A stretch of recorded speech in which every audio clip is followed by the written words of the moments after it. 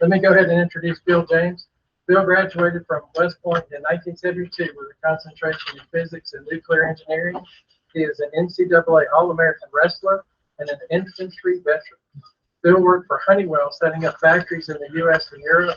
He is part of the team that brought just-in-time and lean manufacturing into Honeywell. Bill has founded 3 companies, one that used computer networks to apply statistical process controls to manufacturing processes, one that applies computer networks or applies currently computer networks to sales and operation processes, and then the one that we're going to hear about today, the JPods, the company that integrates computer networks to improve the mobility process.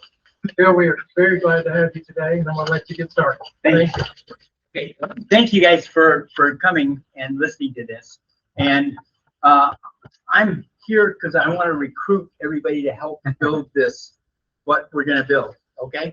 So here is normally S-curves for how long it takes to change infrastructure. You're normally looking at 42 years to a century. Okay. Here's what happened in 1900 in urban transportation. We went from 1 car in 1900 Macy's Easter Day Parade to 1 horse in 1913. Okay, so in the next 12 years, if we can all pull together on this, we will change economic lifeblood from oil to ingenuity. Okay, and we're going to do it exactly like we built the internet by building a physical internet.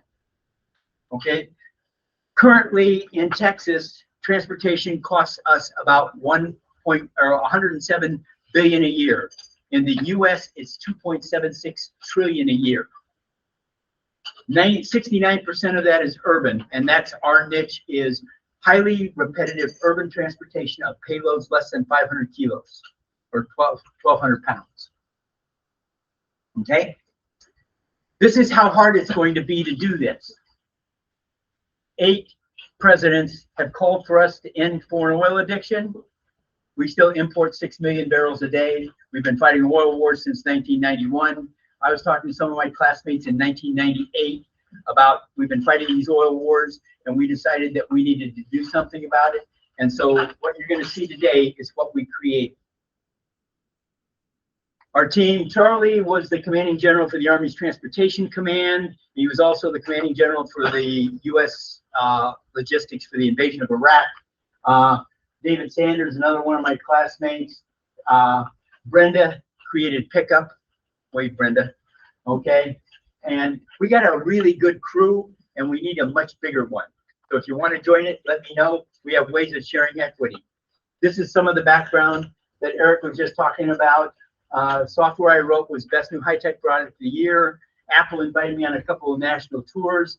I tried to get Steve Jobs to help with this in 1999, and he thought the regulatory barriers would be too great, but he loved the idea of physically packaging digital delivery, but thought JPods would be, Segway would be easier than JPods. And then 18 months later, he announces iPods.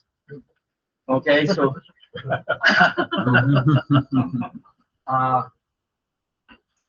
every day, traffic jams. The urban planners are working on money. Okay, we're stuck with it. Okay. All right. All right. Our sound, we got 2 sound systems, and you can't hear the sound. But this is Walter Cronkite talking about the first network of self-driving cars that was opened in 1972 by Tricia Nixon in Morgantown, West Virginia. And it's a great separated guideway of self-driving cars. And he begins that thing with, here's a problem that most Americans run into every day, traffic jams, okay? This has been running for half a century. The barrier to building more of these has been access to rights of way. So then it goes on, Tricia Nixon opens it. It talks about it can move 1,100 passengers every 20 minutes, and the bus ride takes up to an hour depending on traffic. Okay, and then there's Tricia Nixon. So that's how difficult it is to make this change. And I'm going to play this, but not run the video or the sound. So this is a Red Bull TV documentary filmed in our solar factory. That's what's in the background here in Poughkeepsie, New York. And So next time you get in an elevator and push the button, you're riding in a vertical JPods. These are no more complicated than a horizontal elevator. In fact, my first one of these that I ever experienced was about this big, and it was a half barrel hanging from a rail, and a little tiny kid could move tons of shit. Okay? Because you didn't have ground clear. I was too short to handle a wheelbarrow, but the minute you grade separate and you fill it, then you just push it out. So, and then as an infantry officer, I used helicopters to come in and snatch up cargo nets, and I could go pinpoint delivery. So the minute you grade separate, you remove the complexities. The minute you flip it over and suspend from it, you remove the parasitic mass of the vehicle. Now 95% of the cost of urban traffic goes away. And this is a good video if you ever want to watch it. Now, this is Warren Buffett talking about how 40% of the freight in the US moves by freight railroads, okay, at 470 ton miles per gallon. So if we can move a ton at 470 miles per gallon, why are we moving a person, a 200-pound person, at 25 miles per gallon? That's 188 times less efficient than we know is practical. And yet, since the Federal Aid to Highways Act of 1916, 46% of freight railroads have been replaced by 25 mile per gallon roads. That's how wrong our policy is. That makes sense? Or is it clear? Okay, so here's what's going to pay for this. Right now, if you're riding on your car on a freight railroad, it would cost you a penny a mile. JPods aren't quite as efficient because we've got to turn corners and we have more momentum shifts, but we're 3 to 4 cents a passenger mile. This is Massachusetts DOT data at $1.45 a passenger mile for buses. Trains are 76 cents a passenger mile. And when you take the energy per unit of economic work per passenger mile, and you look at that energy and you convert it into CO2, there's the carbon dioxide footprint for cars, trains, and buses. So they are virtually the same. So there is no such thing as a green bus or a green train. They use about the same energy per passenger mile as a car. Okay? Now, we took this number and gave it to, and besides just operating costs, there's multiple 10x savings in a whole bunch of categories. And I'll go through some of those in a second. We took that information to Goldman Sachs, and they gave us a letter of interest relative to $4 to $6 billion to start building those. Okay? Project Financing Group in London wants to participate. The barrier has been access to rights of way. 8 presidents couldn't get it solved.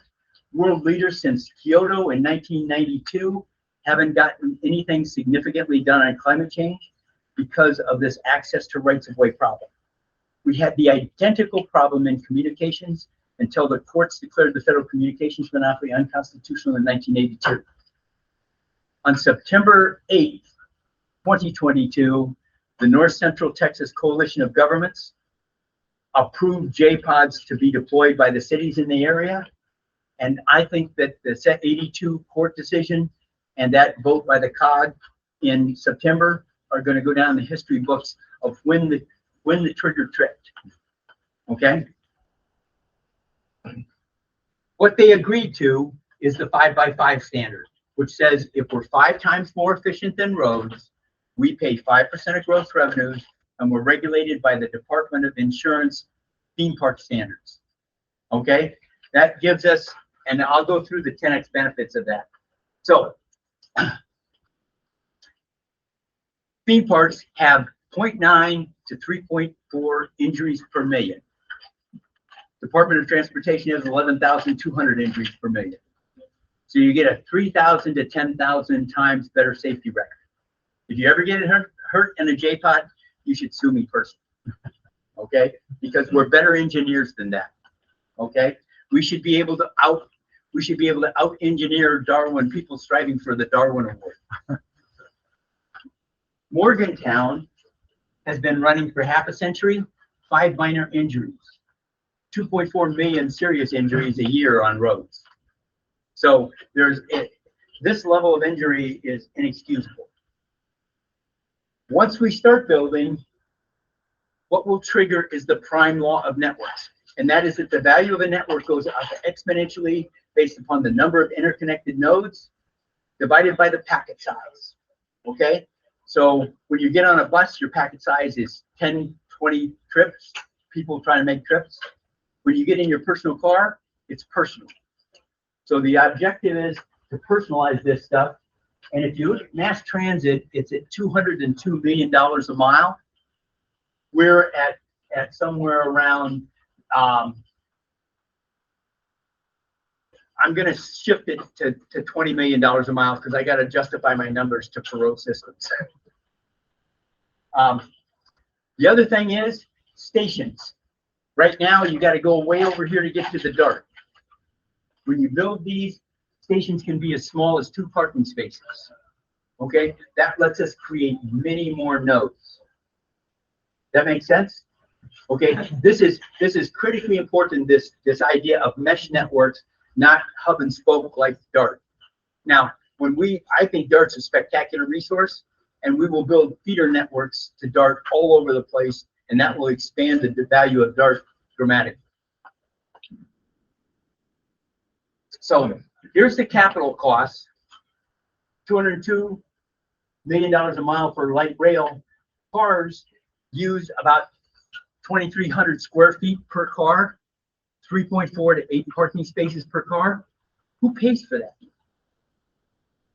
It's unpaid for. If you ever want to read all about why cars are unaffordable, there's a really good presentation by the South Carolina chairman for the Infrastructure Bank that lays out that we spend over 1/3 of our income on most people for a car. Basically, $10,000. AAA says $10,000 per year per car. Okay, so that means it's unaffordable to a lot of low-income people. And one of the problems with cars is we're creating massive linear barriers to commerce. Boston Globe did a study in 2017 and published it. The average net worth of a white family in Boston is $247,500. The average net worth of a black family in Boston is $8. And they said that's not a misprint. And what it is that we started building highways through those low-income neighborhoods. So highway policies replaced Jim Crow in not around race, but around economic status, which had to do with a lot of race. So when we start building these horizontal, so this is from Dart to across 75 in Plano. When we start building these across, just short networks across these linear barriers, we tie the commercial districts on both sides. Those also tend to be your most high dense network or accident areas. And if you guys have any questions at all, don't hesitate to stop me. All right. And here's what a pod looks like with, these are each 6'5" people and a bicycle inside of a pod. So you can't do that in your car generally. All right. And here's a bunch of kids. This is in front of Boston City Hall. And it's really fun when we take our little demo, rideable demo around. People would go out, get out saying, you know, we're going to be the Jetsons. All right. And I get a comment also that people will never give up their cars. And that's kind of true in part. But when I was in the infantry or when I was a scout platoon leader, I had a driver. When I was a logistics officer, I had a driver. And it was really nice not having to drive all the time. Okay. There's places where driving on the open road, if you look at car ads, they'll tell you where their market is. It's the open road. It's not sitting in traffic jams. Okay. So we're not going to replace cars. We are going to replace mindless commutes. Okay, dense, highly repetitive urban travel. You can take an example yourself. Let's say you're staying at an airport hotel and you got to get to the airport in the morning to catch a flight. You can look at the app on your phone and see that it's 7 minutes from when you walk down to the lobby to where you'll be at your terminal. I'm going to charge you $5. Or you can take the free shuttle in and it might even be sitting there. How many people do you think would take and pay the $5 and just go? Okay. I think a mom with 2 kids and 3 pieces of luggage is always going to pay it. Okay, I think most business travelers will pay it. All right, all right. Some people won't, and that's not my market. All right. Now, one of the things about this is we also handle freight. So instead of loading a truck a pallet at a time, how many of you know anything about Six Sigma or just in time stuff?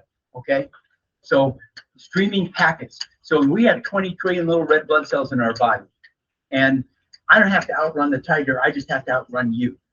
So if my circulatory system can deliver resource to needs better than you, I get to procreate, and I'm not lunch. Okay, so the more we mimic nature, the better off our circulatory systems are. And we're building a circulatory system for economic communities. So we need to move freight. Now, our packet size is less than 500 kilos or 1,200 pounds. So we can't move oversized freight, and we can't move big, bulky things at once. But most packages, I'm going to guess 40% of urban freight, just like 40% can travel on railroads. I'm going to guess 40% of the freight in 12 years will be on these kind of networks. Oh, by the way, how many of you are familiar with Kiva robots that are in the Amazon warehouses? Okay, $18 million investment in 2002, sold themselves to Amazon for $775 million in 2012.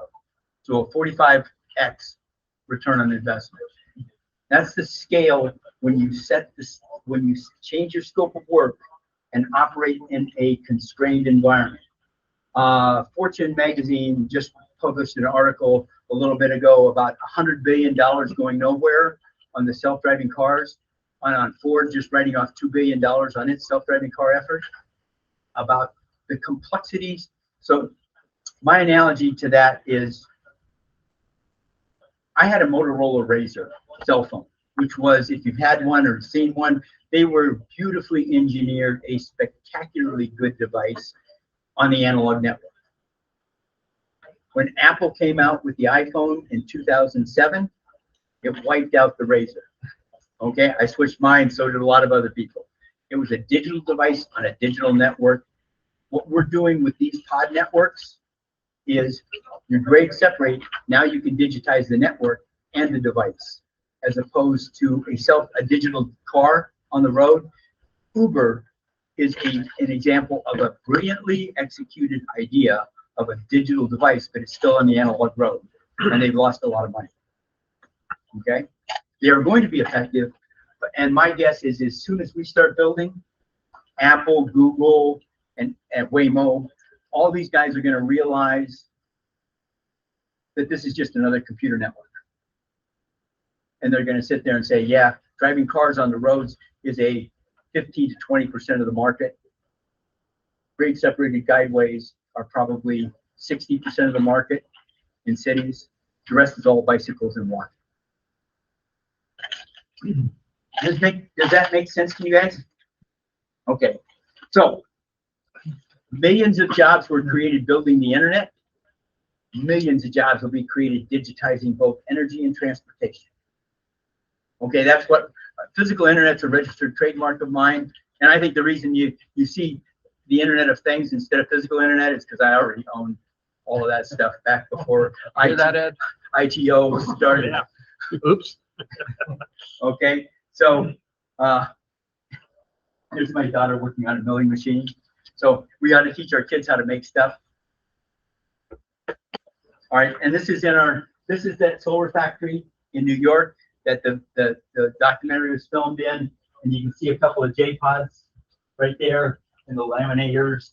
And we built the panels over MetLife Stadium, and this is Future House that was the U.S. entry into the net zero competition held in conjunction with the Beijing Olympics. And there's Frank Powell, my partner, talking with Secretary Chow and Locke about that in Beijing.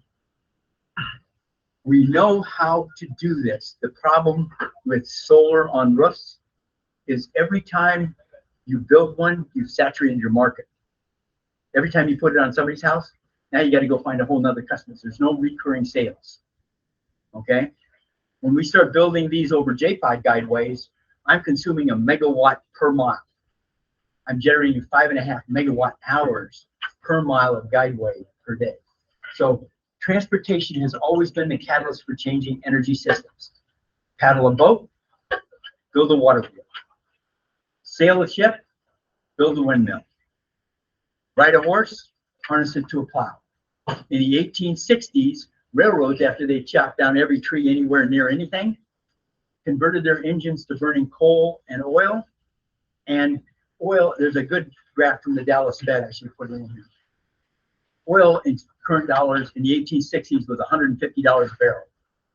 Once the railroads started using it, the extraction industry scaled to commercial viability, and that has lasted until 2008, when gas went up in price and collapsed the banking system. And the Dallas Fed projects that that's likely to happen in the next few years. Yeah. So one of the things that we ran into, and I say nuke engineering and organic chemistry, is how do you store energy? Because if I use lithium batteries, the power back walls and all that sort of thing, it's $1 million per 2 megawatt hours. That's only $30,000 with gas. All right. But what we do is, and then to show you how scalable it is, I brought this little one in. That solar panel right there electrolyzes water into hydrogen and oxygen. Now, hydrogen is just a bizarre substance, so we'll never store it. We mix it with carbon dioxide, run it over a catalyst at 500 degrees C, and we get methane. Now we're back into the cost of storing gasoline. We're carbon dioxide, methane, and all the talent and all the skills at handling natural gas can be tapped into. Okay, and then a whole new area of science and engineering is burning these two guys together. So now we're burning back stoichiometrically. We're combining our methane and our oxygen. So we have no current mechanisms for handling the heat that's going to be generated when we're doing that. But Gordy Israelson, who's on our team, has 6 fuel cell patents. And we've got a lot of experience with all this stuff, but not at the scale that's going to be required. And we're all old. So we are really interested in passing the baton. Yes, sir. Correct me if I'm wrong, but that's rocket fuel, isn't it? What you're talking about there, oxygen and methane? Oxygen, I don't know. I think they use a lot of hydrogen, but I'm not that familiar with rocket fuel. But yeah, it's really good stuff. When you combine stuff directly with oxygen, it's just ruthless on how much energy you get and how fast you get it. Wow. Also, you're going to see ultra capacitors, because now we've got vehicles. Our vehicles technically could use lead acid batteries, but we'll have swappable batteries. But we'll also be able to use ultra capacitors. We'll be able to use bag of rocks, where we just lift heavy masses, gravity storage, flywheels to clean up power. This whole area of digitizing energy is not even. We're at the place where we used to spend $1,200 for a 5 megabyte hard drive. We're at that same place in our energy storage. There's just going to be massive amounts of innovation in this area. Lots of patents. So I don't know if you're going to talk about this later, so tell me. Well, go ahead. But so this is an incredible, revolutionary, potential change globally. But there have been many of these kinds of changes, and like there are just some major hurdles here. Like you talked about the right of ways. I look at electric cars as one of those leap changes that look how much resistance it fought, till it got to where it is now, and it's still going to take another 10, 20 years before it's mainstream. And your first picture there about the horse and the thing till it's electric. How are JPods going to take over? I'm looking here at Richardson, Plano, and Frisco are what I've been told are exemplary cities. They're the ones that could run trials of this and demonstrations. It's going to take hundreds of millions of dollars to do this kind of stuff. Massive amounts of will from governments to make it happen. Is your team set up to do that? Is that what you're trying to do? That's what we have been begging to do for the last 25 years. Okay, that's a really good. I'll show you how I think we're going to do exactly that, because you hit on exactly the problem. The problem isn't with technology. The problem is with regulations and that we're strange. It's a lot like me walking into your office when I talk to people, handing you an iPhone in 1982 and saying, hey, everybody's going to walk around with one of these things, and you're going to, in 1982, myself, if I handed this to me, I'd say, it's a Star Trek top, but you didn't even get it right because it doesn't flip open. Okay? So the problem is in getting that emotional shift. Okay? Well, and maybe you're going to show it, but do you have this working somewhere, and then where are you going to put it in the local area? Okay. I'll show you where we're going to put it I have to show you where we're going to put it in Plano. It's going to go into Legacy West. If you look at the abandoned guideway over on Las Colinas, we're going to put it on that, and we're going to put it in Arlington between Six Flags and the water park. Okay. Those are the three cities that have said, okay, let's go. All right. I think that when they said, okay, let's go, that is a phenomenal shift. Are those the first places you're going to have it, or do you have it someplace else? Nope, because there's no new technology here. Morgantown's been running half a century, right. But nobody, I won't fund a non-commercial project. Okay, we've always sat there and said, people said, well, go build it out in a field out in the backyard. I go, why? There's no new science here. I don't need to figure out how to run electric motors. I just need a place that's commercially viable. You need the input from customers that they like this. Okay? So how long do you think it'd be that you might put it in Richardson or Plano, where people live, not, up in Legacy? Well, I need to take people to and from where they will go, like in Legacy, they'll use it heavily to go between buildings there. Okay? If we get DFW to let us build, we'll go from the current, where the air train goes around, to car rental and to DART on the south side. Anywhere I'm building, the environmental impact statement for the air train in New York in LaGuardia acknowledged that JPods was qualified, and then they went from our $20 million a mile and said if we'd be the $1 billion a mile, same cost the air train, pick the air train. Okay, so this is just a function of getting access to rights of way. We will build. If we can't make money at it, I lose my company and we die and we have to remove it. And so we built penalties in there to hold ourselves accountable. And the cities are sitting there saying, okay. It just seems to be like, this is so big. Like the big question in my mind is, where's your Elon Musk? Who is going to be your? That's okay. So now that's a key point. Is we're working class people. We're a bunch of veterans. We aren't billionaires. So Elon Musk and Richard Branson, through their efforts into hypergroups, okay, they kind of backed off. The Boring Company kind of backed off a bit. We have to get access to rights of way. Think about Tesla, okay? 3 billion self-driving miles on roads with a 9 times better safety record by violating every law that got in their way, okay? All right, you look at Smart Summons, there's the promotional video of driving your car with nobody in it at all, okay? I can't do that because I've got to have access to rights of way. I'll show you how we're getting those access to rights of way, okay? Here's how we look at this thing. Don't do big things, do small things well. Start small, iterate relentlessly. So we have this excellence, this is our graphic for this. Is the process of relentlessly improving. So we start by adhering to what we know. So we get this thing really tight and really well organized. Then we plan and test our assumptions. Then we plan for how we're going to disrupt everything we do. And then we pull the trigger. And you just start honing in on what you're going to do. Okay? A good analogy to this in history is the Pacific Railroad. If you want to read a book on what we're going to do, read Nothing Like It in the World.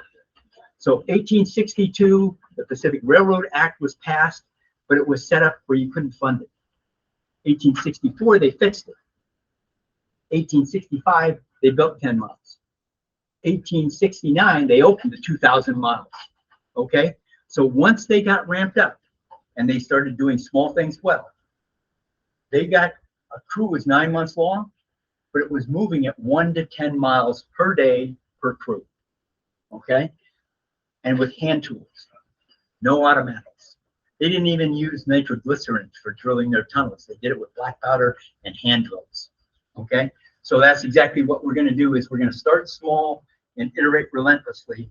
And then our definition, we borrowed this from von Clausewitz.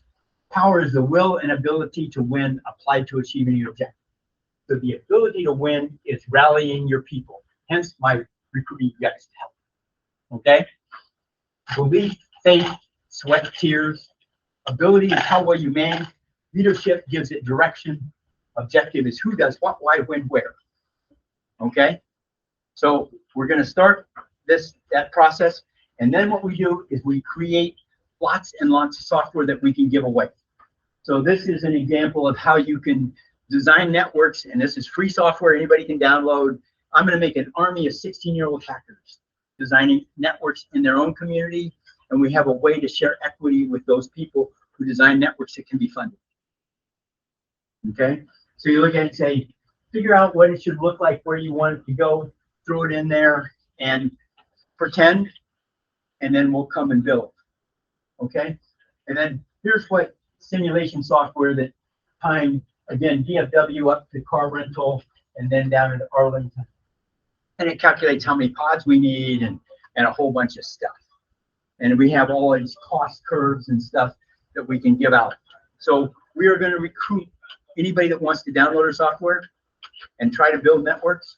Then those are going to self-emerge as the people that we need to make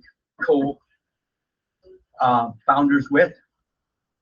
And we have a really peculiar situation in it. We're going to create, we have 3 kinds of companies.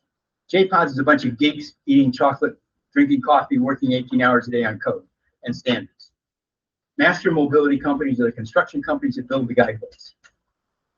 Local mobility companies are the ISP of the physical internet that will actually own the networks and operate them. Okay? So we can give away equity like nobody has ever been able to give away equity before because we've got so much to do so fast. So question, have you reached out to the 3PL and 4PL logistics companies? So you are doing pallets and things. You mentioned Uber earlier. Uber has been buying out every single 3PL and 4PL logistics company there is because they're basically doing the same thing. Yeah. But they're not there yet. That's a long-term goal. Yeah. But the partnership there on the logistics side. We have to have access to rights of way. Until we have access to rights of way, we're just noise. Okay, that's I mean, I had access to rights of way in New Jersey. The town of Secaucus passed this, and the New Jersey legislature mandated that New Jersey DOT study PRT. You'll hear PRT means for personal rapid transit or pod car networks. Mandated that in 2004, mandated the DOT study it. The study came out in 2007. It's really good. Princeton did a great study. And then 2014, we got the town of Secaucus to pass this 5x5 standard. And then we lined up the Capitol. And then NJDOT said, nope, we're not letting you cross our rights of way because they thought it was a threat to their control. And that collapsed everything. So this regulatory stuff is tough. So that's why we look at this thing and say, anybody that helps get us this rights of way, we can give equity to them. See, what's running through the back of my mind is that's your biggest hurdle. So like I go back to, I think about when companies were looking to run fiber, they figured out a way to get rights of way by partnering with the railroads and running the fiber along the railroads. I'm just thinking like that's the kind of thing for you to get access to major networks. Should you be reaching out to Warren Buffett and saying, invest in this, give me access to all your networks, I'll run the traffic on top of the trains. Close. All right. So what we did is this 5x5 standard and the franchise ordinance for this, we took exactly the regulations that are used to grant cable TV and cell towers and power lines access to urban rights of way. And we took that exact regulation and just added the State Department of Insurance inspection stuff. We've negotiated that successfully in China. We've negotiated it successfully in Macon, Georgia. And now we're getting it closed here. Macon is cute and neat and stuff, but it's not as fundable as Dallas-Fort Worth. Networks here are eminently fundable. How fast does this thing move? And I guess the question is it optimal that a person would ride it for just a couple of miles, or could it have been something you built instead with the silver line? No, well, long term, I think I'm not going to debate the silver line thing because I don't want to piss off Dart. Okay. We want to build feeder networks to Dart. My guess is in the beginning, most of these will be very short haul, 2, 3, 4 miles to and from lunch, from in the legacy area back and forth to your building on hot days. Nice days, they'll walk. Okay. But on crappy days, they're going to take a pie. Okay. If I'm at an airport hotels to car rentals to parking, to train stations, to terminals, in those networks, and this is what makes the Las Colinas guideway so interesting. If we build on that, we've talked to Newark Airport, they hate their air trains. And DFW's got this lean trust structure. Once we build on a guideway like that, my guess is we will be replacing airport systems all over the place. And you're looking at a $500 million project with a 3-year payback. It's just bizarre when you're around an airport. What's the user experience like? They download an app, or will there be like a kiosk way for tickets? I don't think there'll be a key. Think about Uber. You don't go to a kiosk to buy a ticket. Your phone is your ticket. You've got your account. It knows where you want to go. And that's one of the privacy things that I think we look at is that we will hold metadata for a little bit, but it will decay over time.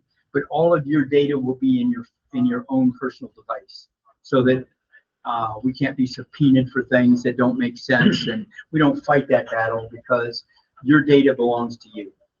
Okay, but when you walk in, your phone's chatting with the network, figuring out where you want to go, and it knows how to get there. And you just get in any pod. It's not like getting into a train where you've got to go find the right platform. You get in any pod, and they know how to navigate there. And so the distance, you're probably going greater than a mile, but less than 5 miles or something. Yeah, but my guess is that's going to be fairly typical of a ride.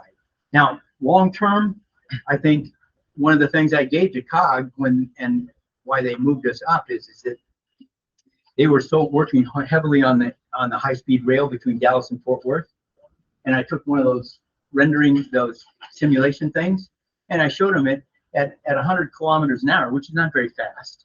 You're 35 minutes between Dallas and Fort Worth, 24 hours a day, 7 days a week. So non-stop versus high speed, huge difference. In an urban area like this, you can be quick without having to be fast. So the JPods can travel 100 kilometers an hour. Oh yeah, I mean, technically I could go higher than that, but I don't think we're going to have to. I think most places you're going to go 45, 50 miles an hour, getting around just fine. Now I do think, all right, how many familiar with Hyperloops? Okay, all right.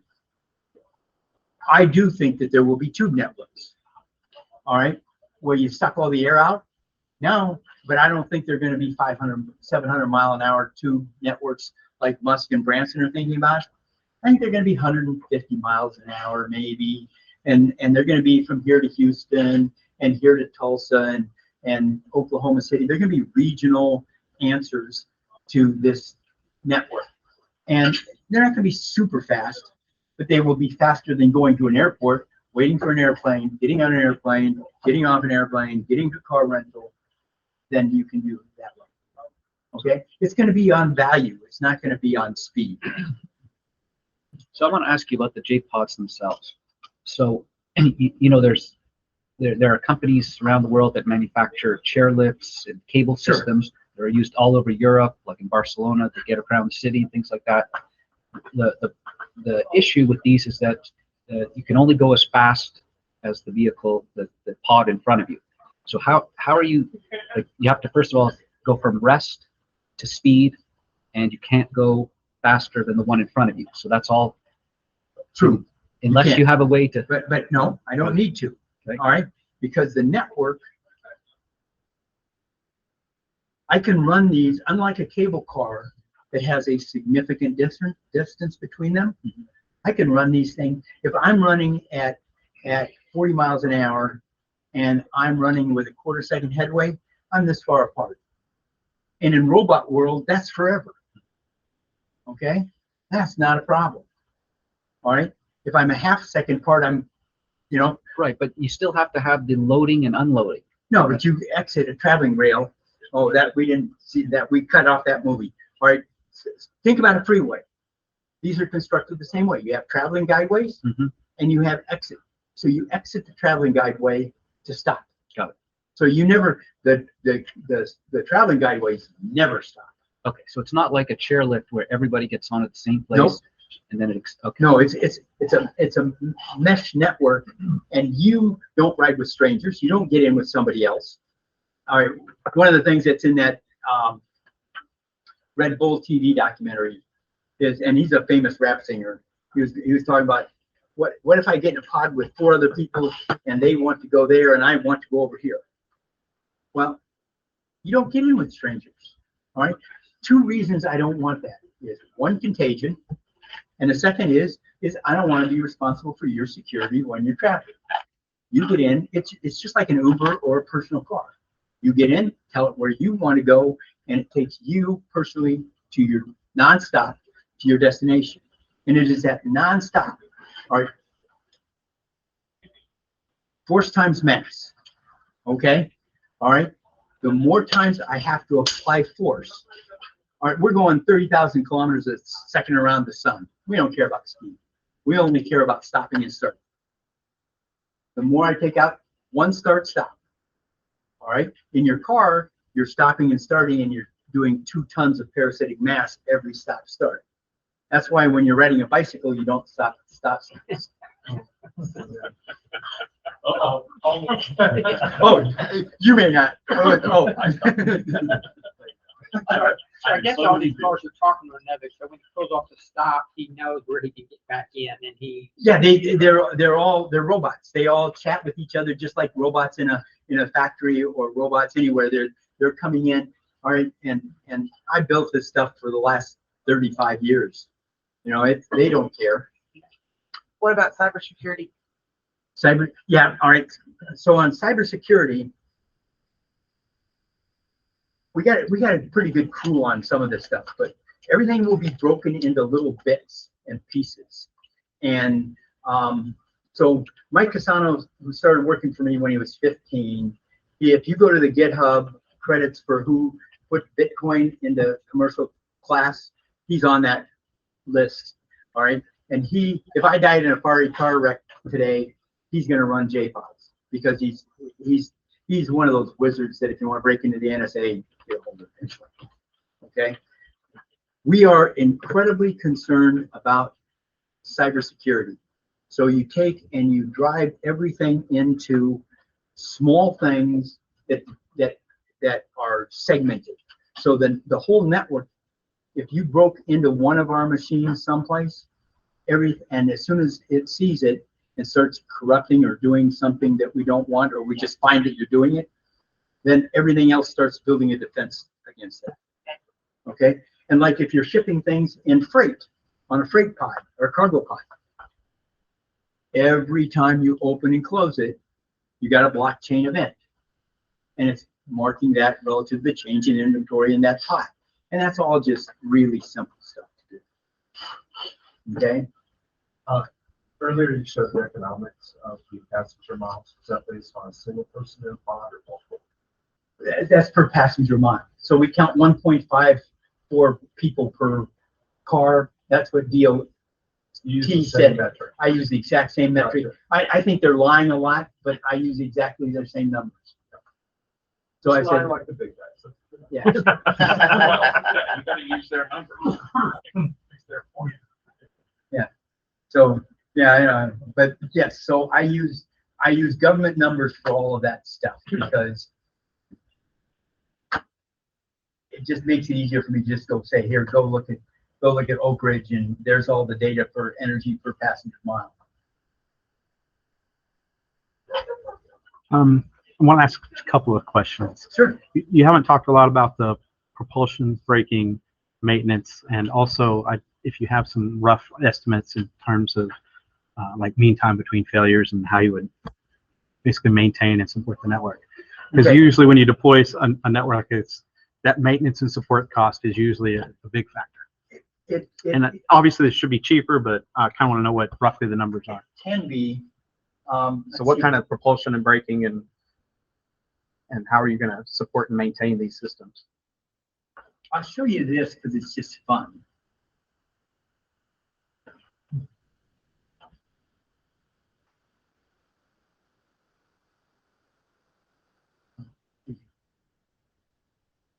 So this is Skyride on the Carnival Vista.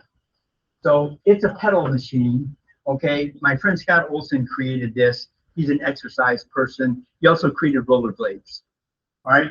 This was rated best cruise ship feature of 2016 and 17. And the ship ones only use pedal power right now, but it went from on one ship to on 3.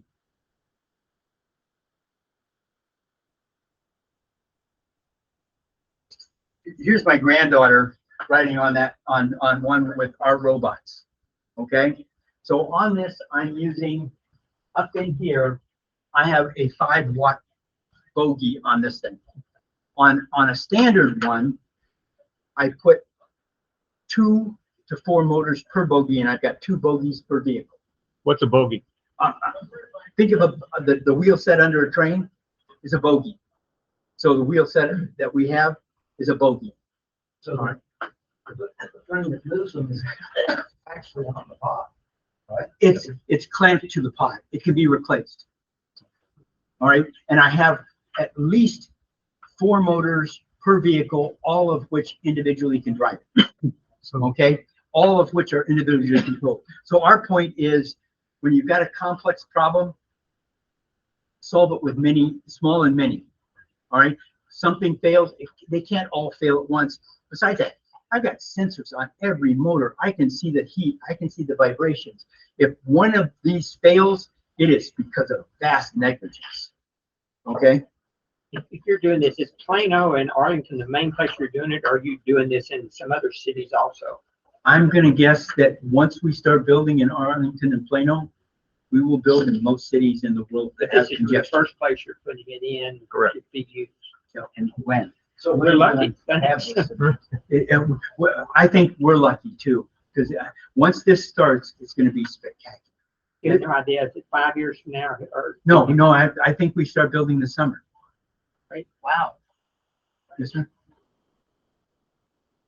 Oh, you just answered my okay. question. I want to build, as soon as I get rights of way, I got a couple $100,000 worth of temporary trusts in Georgia. I could ship here. We could be setting this up. People could be riding on this thing in not on a certified system, but they could be riding on a example system in 3 months, 4 months. Okay. Mike Teskey, who's certified 110 major rides for Disney and Universal Studios, he's my boss in the certification world. I've got to please him, so we certify these at the rate that he will certify them.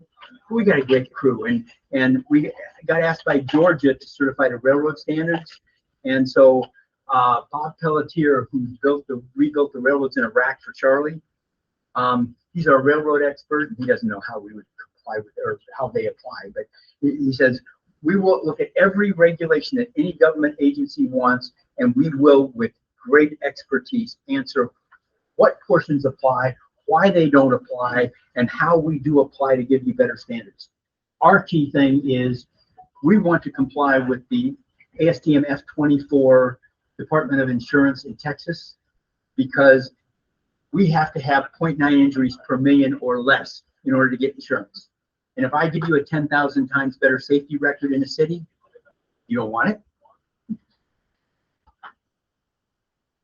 Can you talk about the Texas grid and energy independence on JPods? Okay, yeah, all right, so we will never let the transportation system collapse because the grid went down, okay? That's like when we were looking at this right here. God, I used to be able to see.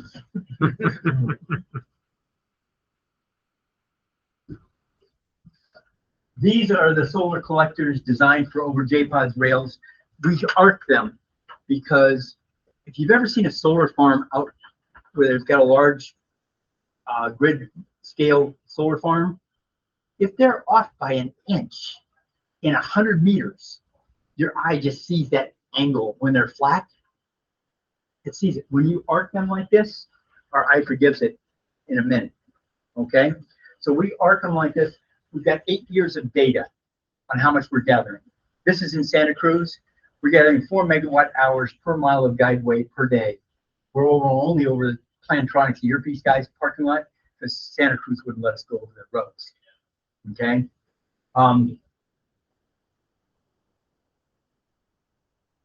Storing the energy so that we have the ability to be durable. So if the grid goes down, we're not running on batteries, but that's why we've got all of this stuff backing it up. And my guess is that we will store in the beginning a day or so of energy, but that's a lot of energy when you're gathering 5 megawatt hours per mile. The lithium guys, you know, you're $1 million per 2 megawatt hours. That's a pretty trivial amount of energy to store. Okay, so I think that we've got to get all of this technology really ramped up to scale. But then our grids, I don't want one alligator at a time. So we're fighting the transportation monopoly right now. I don't want to fight the utility monopolies too. Okay, so right now we're going to take all of the energy that we generate and pour it back into running our manufacturing plants. Okay, eventually, but if something happened like Snowmageddon, then what we would do is we would sacrifice some of our energy to help the communities that we're in but endure. Is there any possibility of using the energy to run the system? Oh yeah, these are energy self-contained. It's Totally self-contained. It is totally self-contained, so there's no reliance on the grid then. There doesn't need to be. All right, but one of our big concerns in the beginning is the U.S. production of solar panels, or all the way from the sand to this panel, is way below what we will need. Okay, so I'm not understanding something. You are building a system that has sufficient energy to run the entire system itself. Sure. So why are you even wasting a moment of your time worrying about powering plants or helping the community? You have your goal, your objective. Right. We will be energy self-contained. I mean, that's a major. Yeah. But are you connected? You're still connected to the grid. I don't know if we will or not. Okay. We All will. right, I think that's the key We're part really there. practical people. If we need to connect to the grid for some reason, we will. Let's say that there's a shortage of panels. We can't get enough panels for right now. We'll connect to the grid. I would envision it being just like solar on roofs. You connect to the grid. When you use the grid when it's necessary, you pump excess back into the grid. But they have this unique capability of having sufficient generating capacity to run their entire network. Right, Most but houses. a residential solar installation, you can't run your house with the grid stuff. You can. They if you can. have- With batteries. Yes. Yeah, with battery, of Right, course. and that's what they're That's gonna what he's do. talking about, is having battery. Yeah, They're gonna have- we will have Some sort of storage, not we will necessarily. have a storage system. Yes. We will have multiple storage systems. So if you come up with a storage system, come sell it to us, because we're going to probably buy it. The reason that your home solar won't work when the grid is down, even during the day, is because it needs a frequency reference from the inverter. You provide that, and I mean, you can put a 100-watt generator out there connected to your electrical panel, and your grid works. My comment was practical installations that people buy, expecting it to run that sort of stuff. Right, Unless but they do something different than homeowners, we're commercial. Right. And we don't care. I care about being durable. Because let me put it this way, I'm going to get sued by people if this goes down for an inexcusable reason, like there's a grid failure. Yeah, but I think you ought to be thinking about just get going and not worry about the one day it might be out. If you can do it 360 days when it's good weather, do that first. Don't slow down to worry about these 5 days that are bad. We will keep focused on productivity and on efficacy, but we'll look at every oh shit thing that we should see. But don't slow down. We aren't going to slow down for this, but we are going to be very, very attentive to what could go wrong. So you have different times of the year. We're coming out of work, it's getting dark before 6 o'clock. We have that snow, and it was overcast and stuff for almost a full week. How are you gonna manage all that? The weather is, you know, and just the fact that we have night, 12+ hour nights during the winter. Yeah, the trees don't die at night. Tesla cars operate at night. You just have to do the engineering foresight ahead of time and design for it. And this is where we come back to our storage system, is you just design for it. And we are getting so much power. And in the beginning, our use won't be that great. So we're gathering 65,000 vehicle miles of power per mile of guideway per day. That is a whopping amount of capacity. All right, and we have to store enough. So even if I have to do it just in vehicle batteries, and I have to keep 3 days of vehicle batteries sitting there on the shelf, we can afford that because we're 3 cents a passenger mile versus 38 cents a passenger mile in your car.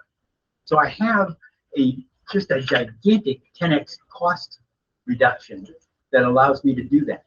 Are you saying all the batteries are on the vehicles? Yeah, I'm running the vehicles on batteries. In the beginning, we could power the rail. We've laid out the cost of powering the rail, but then I got the risk of noisy pickup units, and I've got maintenance problems, and I got bees nesting in there, and all the other stuff that can go wrong. If I just put batteries in a vehicle and have a battery swap mechanism, my life gets simpler. So do the rails or the infrastructure have to have, other than collecting the energy and getting it to the vehicles? They have to store the energy or? No, It's all over the vehicles. yeah. So, and your recharge method for the vehicle is a battery swap. Battery swap. I'm not plugging a vehicle in and letting the chassis sit idle. No, right, but you're also not powering the rail, so there's no electrical connection between the rail and the vehicle. Not at this point in time. It's possible. It's on our list of things. Sure. All right. So one of the things we do, and if you're helping us with this, we have a marker board of all the things that could possibly go wrong and all the ideas that could possibly be useful. And every time we think of one, we throw it up there, and then we put a reason for why we're working on it. We're not paying attention to it. So that we sit, and while we're doing this, we're gathering our to-do lists. Yeah.